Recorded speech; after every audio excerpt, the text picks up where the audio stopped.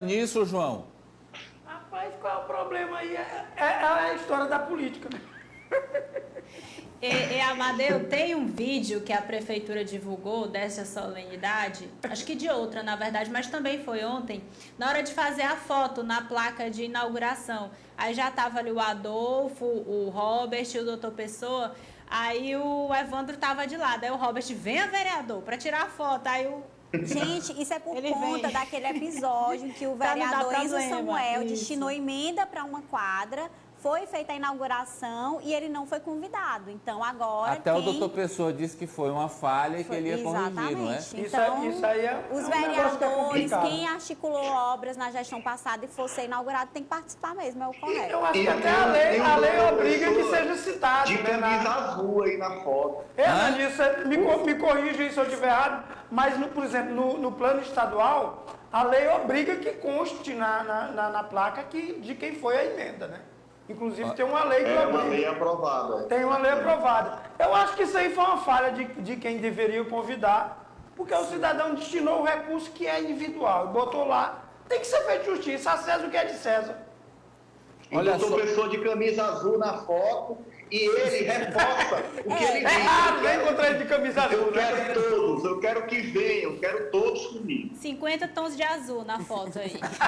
É verdade. Olha só, a Anvisa autorizou o uso emergencial de medicamento contra a Covid. Aliás, 2 medicamentos.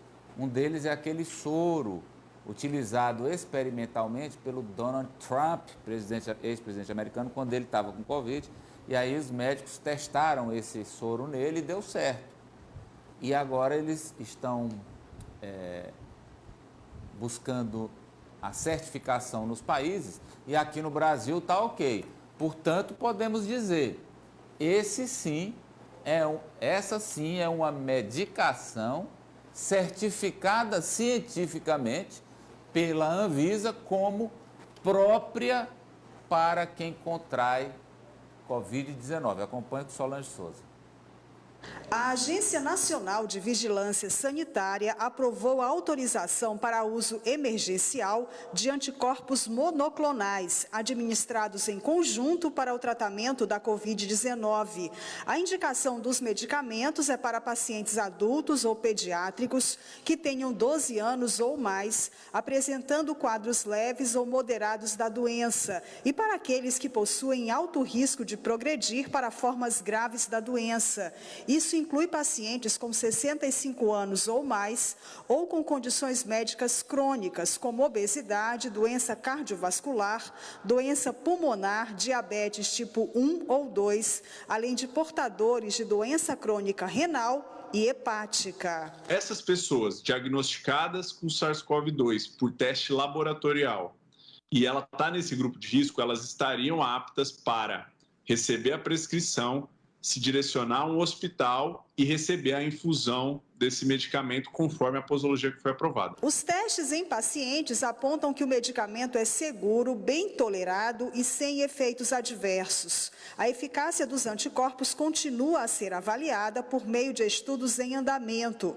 Os anticorpos não previnem a doença e só podem ser administrados em hospitais. Primeiro, esclarecer que esses produtos, esses anticorpos, eles estão numa infusão, ou seja, eles vão ser injetados, eles não são comprimidos. Ou seja, a indicação do produto ela não é para a pessoa que já está na hospitalização. Ao contrário, nós estamos colocando como restrição para essas pessoas que já estão em hospitalização, porque pelo que a gente viu nos dados, essa pessoa pode ter agravado o seu caso se for utilizado no paciente já hospitalizado. A ideia é utilizar essa infusão até 10 dias após o início dos sintomas naquelas pessoas que são grupo de risco que nós elencamos.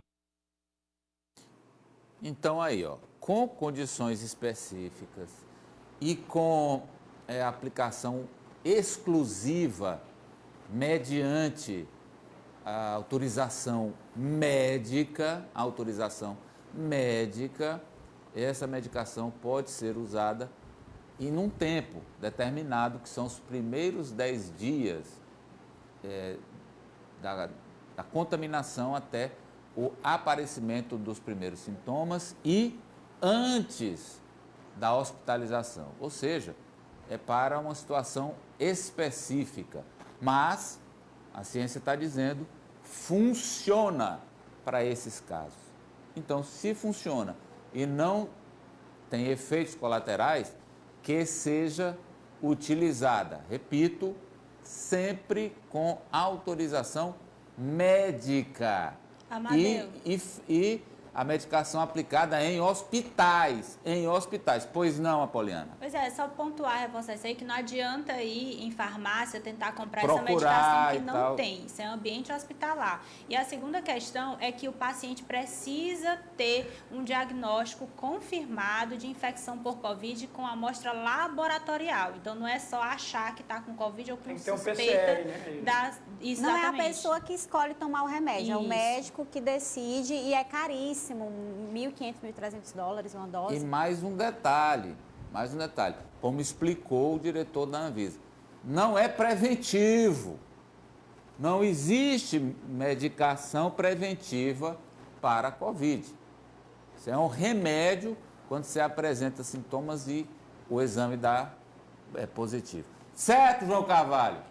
Certo, eu acho que, Amadeu, eu acho que nessa hora o que deve se fazer é parar de fazer achismo. Eu acho que ele deve parar de fazer achismo, que é até redundante, e seguir os conselhos da agência. Por quê? Porque o resto tudo é fofoca, é chute, e o pior, chute com a vida alheia, né? Chute com a vida alheia. Boa expressão, boa frase, João, excelente frase. É chute com a vida alheia, chute com a vida dos outros. Vamos agora a Brasília com Raniele Veloso. Olá, Raniele, boa tarde, tudo bem? Boa tarde, Amadeu. Boa tarde a todos. Sobre Covid, Raniele, o STF e as vacinas, temos novidades? Sim, o Supremo Tribunal Federal deu um prazo de 5 dias para o governo se manifestar a respeito da retirada do cronograma de vacinas que o Brasil tende a receber nos próximos meses. Inclusive, a gente já tinha até falado sobre esse assunto aqui, o próprio vice-presidente da Câmara, Marcelo Ramos, tinha falado desse problema que o Ministério da Saúde tinha retirado do seu portal a informação sobre as chegadas das vacinas. Vamos entender. A ação no Supremo Tribunal Federal foi movida pelo partido Rede Sustentabilidade, com o argumento de que a falta do cronograma atrapalha o planejamento de aplicação de doses pelos estados e municípios. O ministro Ricardo Lewandowski determinou que o presidente Jair Bolsonaro e o ministro da Saúde, Marcelo Queiroga, se manifestem em até 5 dias sobre a suspensão da divulgação das datas de recebimento de doses de imunizantes contra a Covid para o Plano Nacional de Imunização. Queiroga já se manifestou informalmente sobre a retirada dos dados do portal do Ministério da Saúde. Ele disse que só pode repassar informações quando o Ministério tiver a certeza da chegada dos imunizantes, mas que a decisão judicial será cumprida. Só lembrando que até o momento o Brasil vacinou quase 13% da sua população e das mais de 500 milhões de doses negociados pelo Ministério da Saúde, o Brasil só tem efetivamente até o momento 50 milhões. A última informação é que o ministro das Comunicações, Fábio Faria, está negociando diretamente com a Pfizer mais 100 milhões de doses, que dá para imunizar 50 milhões de brasileiros, porque precisa de 2 doses. A Conferência do Clima começa amanhã e 24 dos 27 governadores brasileiros enviaram uma carta ao presidente Joe Biden através da Embaixada Americana